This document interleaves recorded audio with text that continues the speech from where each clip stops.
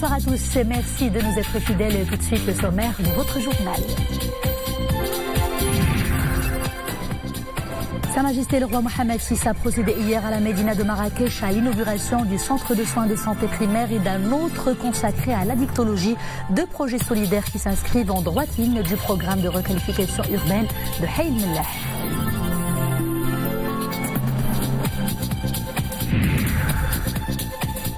C'est la période de plantation des arbres fruitiers. Dans la province d'Ifrane, les agriculteurs s'attellent à ces tâches avec un moral au beau fixe après les pluies qui ont arrosé la région ces derniers jours.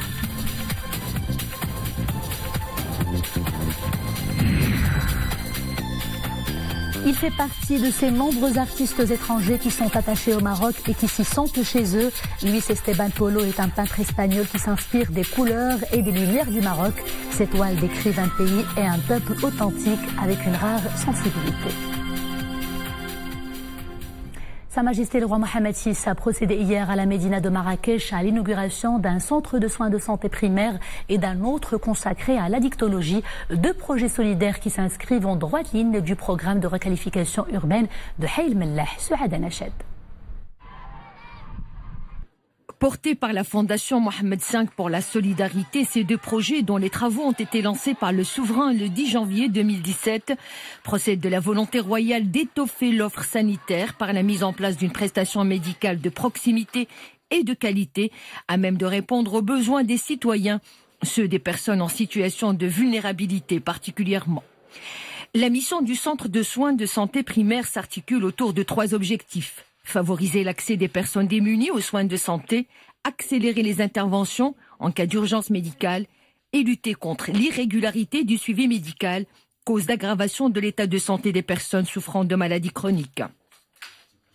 Le centre fait partie intégrante d'un plan d'action mené par la Fondation Mohamed V pour la solidarité, visant à appuyer le secteur médical national à travers la mise en place d'une filière de soins de proximité accessible aux populations et l'intégration d'une approche sociale complémentaire dans les mécanismes d'accompagnement des patients et bénéficiaires.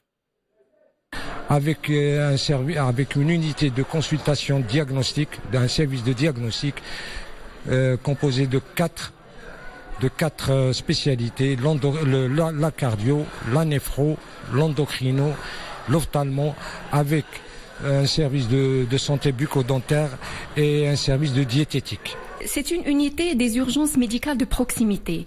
On a rapproché la distance entre le patient et les urgences. C'est des urgences de niveau 1. Le patient est là, il reçoit des prestations de niveau 1. Et si ça dépasse le niveau 1, donc on le met en condition et on l'envoie soit à l'hôpital régional Ibn Zohr, soit à l'hôpital universitaire, le centre hospitalier universitaire, qui est le niveau 3. Le centre vient répondre à un besoin très pressant en matière d'accessibilité médicale dans un quartier qui compte une population assez importante, desservie par un seul centre de soins et où l'hôpital le plus proche demeure relativement éloigné. Le second projet inauguré par le souverain est le centre d'addictologie du quartier el-Mellah, le deuxième du genre réalisé par la Fondation Mohamed V pour la solidarité au niveau de la ville Ocre. Outils privilégiés de soins, de sensibilisation, de diagnostic, de prévention et d'accompagnement psychosocial, ce centre s'inscrit dans le cadre d'un programme national de lutte contre les conduites addictives mis en œuvre depuis 2010 par la Fondation en partenariat avec les ministères de la Santé et de l'Intérieur. Ce programme national vise à prémunir les jeunes contre l'usage des substances psychoactives, améliorer la qualité de la prise en charge des personnes addictives, particulièrement les consommateurs de drogue, l'accessibilité aux structures de prise en charge, ainsi qu'à encourager l'implication de la société civile et les départements sociaux dans la problématique de l'addiction. À l'instar de ceux réalisés par la Fondation à Casablanca, Rabat, Oujda, Nador, Marrakech, Tétouan, Tanger, Fès, Agadir et Meknès, le nouveau centre d'addictologie a pour objectif de développer des actions de sensibilisation et de prévention contre l'usage des stupéfiants, assurer la prise en charge individualisée, médicale et sociale des personnes souffrant d'un comportement addictif et enfin œuvrer en faveur d'une implication effective des familles dans les actions de prévention. Cette prise en charge se fait sur plusieurs dimensions. Évidemment, la prise en charge médicale, mais toute la partie accompagnement social pour faciliter l'intégration et l'insertion des jeunes qui souffrent des comportements d'addiction au sein de leur environnement. Ajouter à cela un volet d'insertion professionnelle va également être mis en œuvre de façon à faciliter l'intégration dans le marché de l'emploi de ces jeunes. Le centre comporte un pôle d'accompagnement social et un pôle médical comprenant des salles de soins, de consultation en médecine générale, de consultation en psychiatrie, psychologie et de consultation en addictologie. La gestion de ce centre est assurée par le ministère de la Santé en partenariat avec l'association régionale Baraka Idman Stop Drogue. Enfin, Sa Majesté le roi Mohammed VI a remis respectivement au centre de soins de santé primaire et à celui d'addictologie une ambulance et une unité mobile qui doit servir à des interventions de proximité auprès des usagers de drogue, à des missions de prise de contact, d'information, de sensibilisation au risque, de fourniture de moyens de prévention et au transport de personnes cibles vers leur lieu de traitement. Direction Washington où le Maroc prend part à la réunion ministérielle de la coalition mondiale anti-Daesh qui se tient aujourd'hui au siège du département d'État américain. Le Maroc est représenté à cette importante conférence internationale par le ministre des Affaires étrangères et de la coopération internationale Nasser Bourita. Au centre des débats, la défaite territoriale imminente de Daesh en Irak et en Syrie et les moyens de renforcer la paix dans le monde. Les participants se félicitent d'ores et déjà des progrès, je cite, réels et significatifs accomplis dans la lutte contre Daesh, notant que les efforts de la coalition ont permis la libération de plus de 100 000 kilomètres de territoire et de 7 millions d'hommes et de femmes dans les foyers de tension. Ouverture aujourd'hui à Marrakech des travaux du deuxième sommet marocain du pétrole et du gaz, une occasion pour discuter des questions clés relatives au secteur. Au cœur des débats, le potentiel onshore et offshore de la façade atlantique et la Méditerranée, ainsi que les enjeux énergétiques africains. Au programme des débats, des rencontres B2B avec la participation d'une dizaine d'experts internationaux. Écoutons à ce propos Amina Benkhadra, directrice générale de l'Office national des hydrocarbures et des mines, au micro de Mohamed Hassan Miskour. Ce deuxième sommet Oil and Gas qu'organise le NIM aujourd'hui à Marrakech a une importance capitale pour trois raisons. La première, c'est tout d'abord l'occasion pour le Maroc de présenter auprès des investisseurs internationaux les résultats et les études faites sur les différents bassins sédimentaires marocains, que ce soit en offshore atlantique, en Méditerranée ou sur les différents bassins de l'onshore, que ce soit dans le Rif, dans le bassin de Zag, dans la région de Tanger-Larache, dans la région du Rarb, de Mskala, Agadir, Tafaya et les provinces du Sud. Le Maroc a des similitudes avec la Nouvelle-Écosse. Nous avons besoin de comprendre l'évolution géodynamique de cette région. De l'autre côté de l'Atlantique, ils ont des découvertes importantes, mais ils ont beaucoup foré.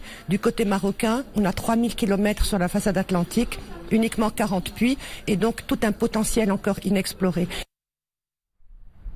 Légère baisse du taux de chômage au niveau national, il s'est situé à 9,8% au titre de l'année dernière.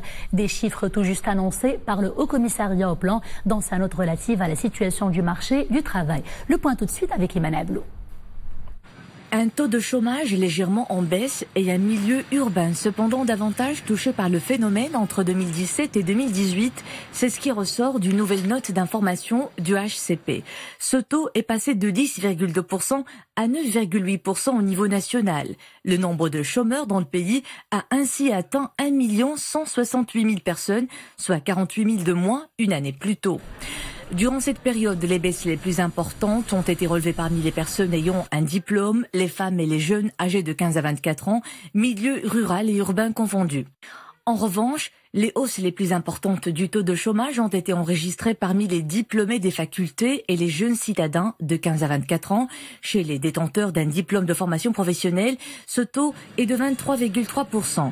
Il est supérieur aussi bien à celui des diplômés de l'enseignement général qu'à celui de l'ensemble des diplômés âgés de 15 ans et plus. Notez que ce taux est nettement plus élevé parmi les femmes, 34,2%, que les hommes, 19,1%, et parmi les citadins que les ruraux. Toutes les régions du Maroc ne sont pas logées à la même enseigne en termes de chômage. Guelmim Ouadnoun et l'Oriental sont les plus touchés par le chômage avec respectivement 18,9% et 16,3%, souligne le HCP. 5 régions abritent environ les 3/4 de l'ensemble des actifs âgés de 15 ans et plus.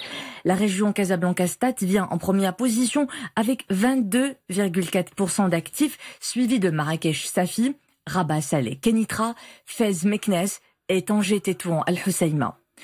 En termes de création nette d'emplois, 3 régions y contribuent pour près des 3/4. Marrakech-Safi avec 38 000 emplois, Casablanca-Stade 28 000 et la région Draa-Tafilalt 17 000 emplois. Pendant ce temps, 112 000 postes d'emploi ont été créés, 91 000 en milieu urbain et 21 000 en milieu rural, contre 86 000 un an auparavant. Le milieu urbain est cependant davantage touché par le chômage. Il s'élève à 14,2% contre 3,5% en milieu rural. Et en termes de création d'emplois par secteur, les services arrivent en tête avec 65 000 emplois créés, suivis du secteur de l'agriculture, forêt et pêche, les BTP et le secteur de l'industrie, y compris l'artisanat. Le secteur du textile, de la bonneterie et de l'habillement reprend du poil de la bête avec 11 000 postes créés en 2018.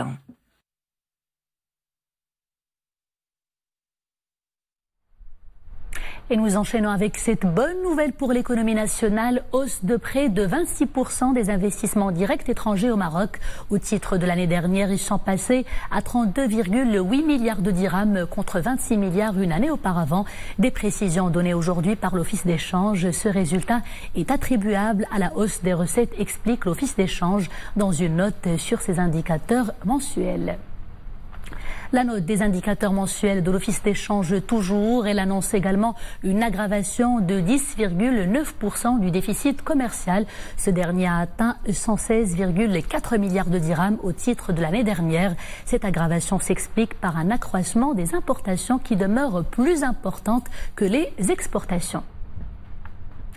C'est la période de plantation des arbres fruitiers. Dans la province d'Ifrane, les agriculteurs s'attellent à ces tâches avec un moral au beau fixe après les pluies qui ont arrosé la région ces derniers jours. Mais pour que la production soit bonne, il est impératif d'observer un certain nombre de règles. Les agriculteurs sont d'ailleurs accompagnés par des conseillers agricoles pendant toutes les étapes. Ahmed Fadeli et Boubkar Ben Ghabret. Dans la commune de Sidi El Marfi, après les dernières précipitations, les agriculteurs travaillent leurs vergers.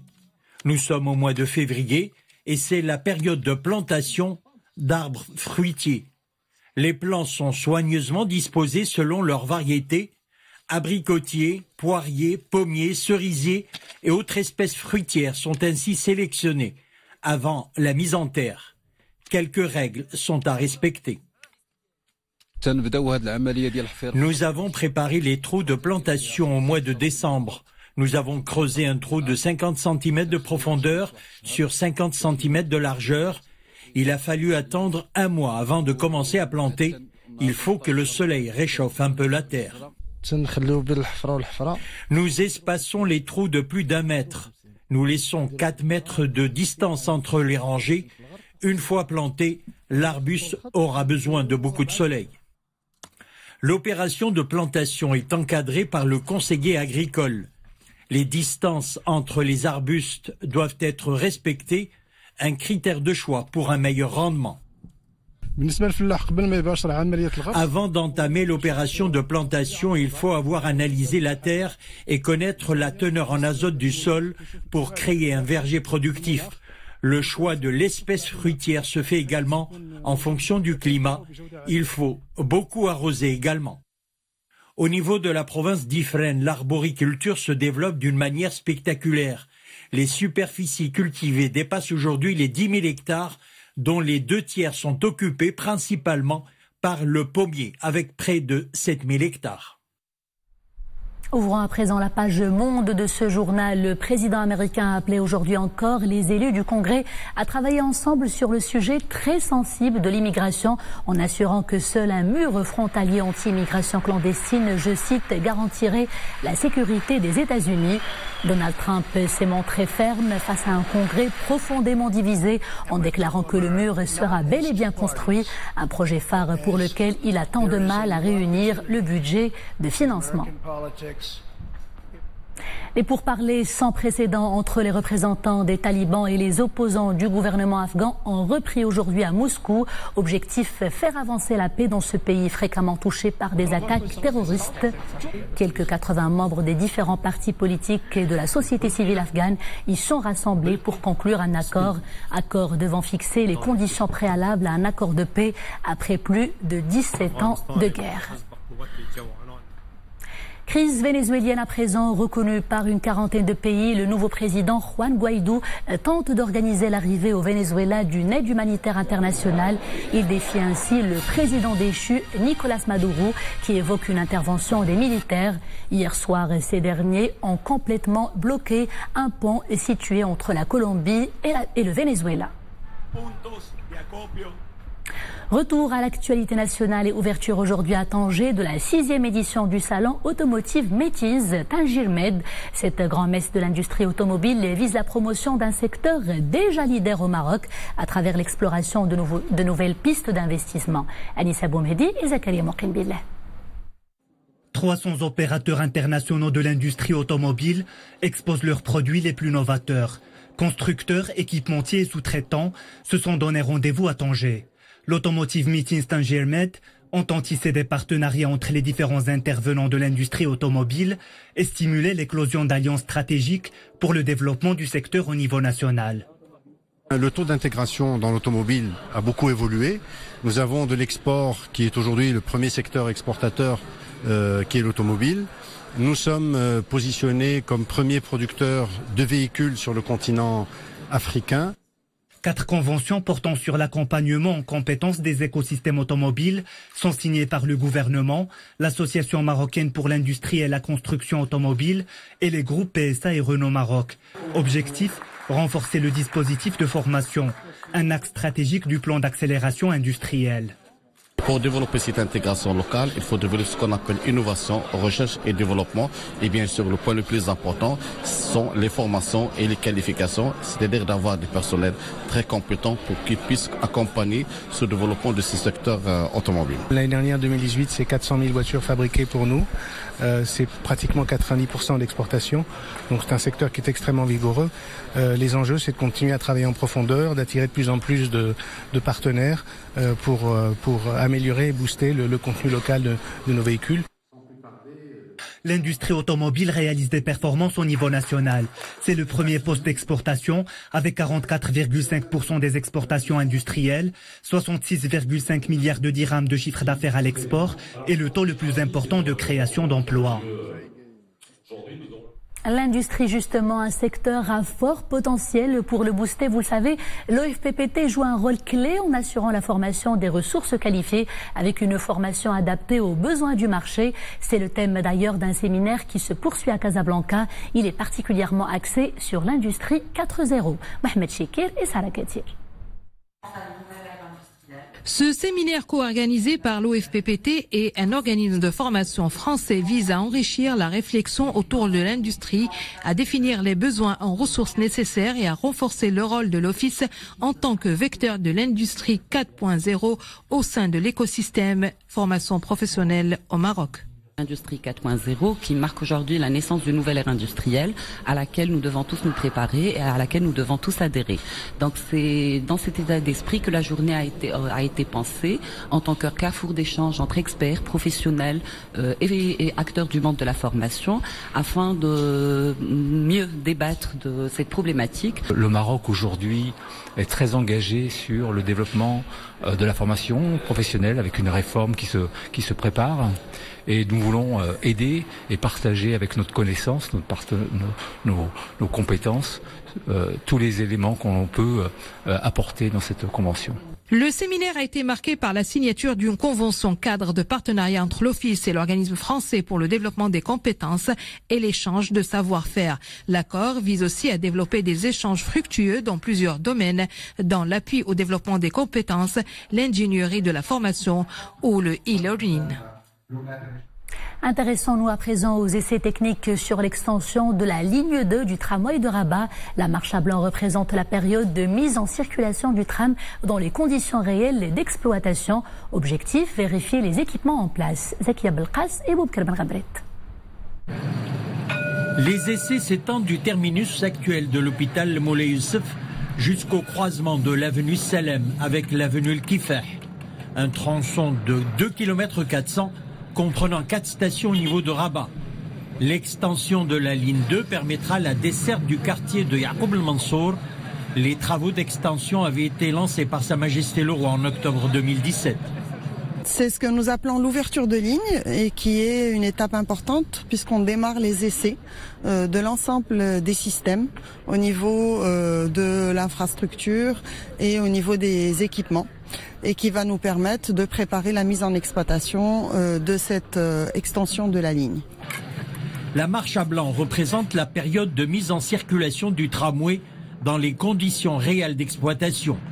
Elle vise à vérifier les équipements en place ainsi que la bonne exécution des procédures élaborées pour l'ensemble de la chaîne. S'assurer déjà que tout ce qui est écartement des voies ferrées a été respecté et tout ce qui est fonctionnement, notamment l'énergie de l'injection qui permet le fonctionnement du tramway, et enfin ça fonctionne d'une manière normale et globalement c'est une étape qui permet de s'assurer. Il n'y a pas que l'énergie et les infras, il y a autres systèmes, tout ce qui est par exemple système d'aide à l'exploitation, système billettique, et système de fonctionnement des carrefours. L'extension de la ligne 2 dont la mise en service est prévue à la fin de ce mois de février permettra de desservir des quartiers denses en population au niveau de Rabat et Salé. Et il est prévu que l'extension de la ligne 2, que ce soit à Rabat ou à Salé, prévoit 40 000 voyageurs supplémentaires par jour, ce qui porterait le nombre total de voyageurs à 150 000 voyageurs par jour au niveau du réseau du tram. Au niveau de Salé, l'extension de la ligne 2 se fait depuis le terminus actuel de l'avenue Hassan II et s'étendra sur un linéaire de 4,6 km jusqu'au nouvel hôpital de Salé. Ce projet s'inscrit en droite ligne des objectifs du programme intégré de développement de la ville de Rabat 2014-2018, baptisé Rabat Ville Lumière. Il fait partie de ces nombreux artistes étrangers qui sont attachés au Maroc et qui s'y sentent chez eux. Luis Esteban Polo est un peintre espagnol qui s'inspire des couleurs et des lumières du Maroc. Ses toiles décrivent un pays et un peuple authentique avec une rare sensibilité. Découverte avec Saïd Jassé et Moulia Marouche. Regardez. Ancienne Médina, tradition, portrait de Marocain, chez lui Esteban Polo, les sources d'inspiration sont inépuisables. L'espagnol au cœur marocain nous plonge dans le patrimoine ancestral d'un pays qu'il chérit tant. Du figuratif et une bonne dose d'émotion. On vient de faire un assemblage de travaux, et de mes travaux pendant les 10 ans que j'ai habité au Maroc. Il est structuré dans un axe principal que ça peut tromper, on peut l'appeler l'axe vie-identité. Les noms de cette tableau, c'est les noms qui donnent les noms à l'exposition, la dot. Et à partir de ces noms symboliques et un petit peu critiques, j'ai voulu, je sais pas, représenter un petit peu une généralité de choses et d'expériences surtout de ma vie ici au Maroc. Sa démarche artistique, il la veut audacieuse. Une série de peintures et de croquis mettant en scène des détails de la vie quotidienne. Une évolution picturale qui prend forme dans les choix des couleurs, des formes et des matières. Montrer les regards de quelqu'un espagnol, mais qui, après quelques années de vivre au Maroc, va s'intégrer au pays, va sentir le Maroc comme quelque chose à lui. Et avec sa façon d'entendre l'art, avec sa formation artistique, il va nous montrer ces aspects de cette relation entre les Espagnols et le Maroc qui nous accueille. L'artiste a vécu 10 ans au Maroc. Le séjour aura nourri sa verve et son imaginaire. La dot en est le fruit le plus exaltant, dessinant un Maroc pluriel et coloré. Et c'est la fin de ce journal. Merci de l'avoir suivi. À 20h30, vous avez rendez-vous avec Nadia Mouden pour Araïsia. Quant à moi, je vous dis à demain, toujours avec grand plaisir.